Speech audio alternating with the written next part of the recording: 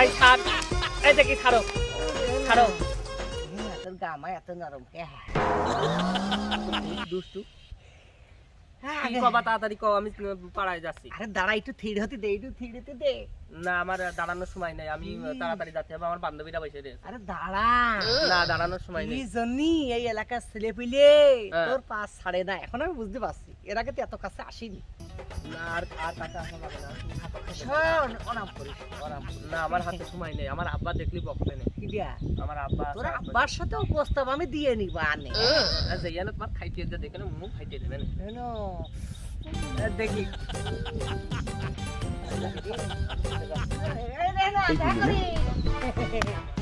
দেখা করিস।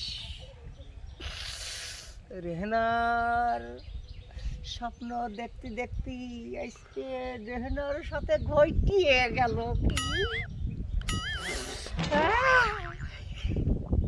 হ্যাঁ, আব্বা না কালকে ইলিশ মাছ কিনিলা, ওইটা খাইয়েই ঘটিয়েছে। আসলে কপাল হতে হলে ভালো কপাল নিয়ে জন্ম নিতে হয়। ইলিশ মাছ আমি খাইলাম, ছোটটা খাইলাম ঝাটকা, এবার বড় টানতে খাও, তাহলে রেহেনার সাথে হয়তো মানে কুলাকুলি গাও হয়ে যাবে। ভালোই তাই।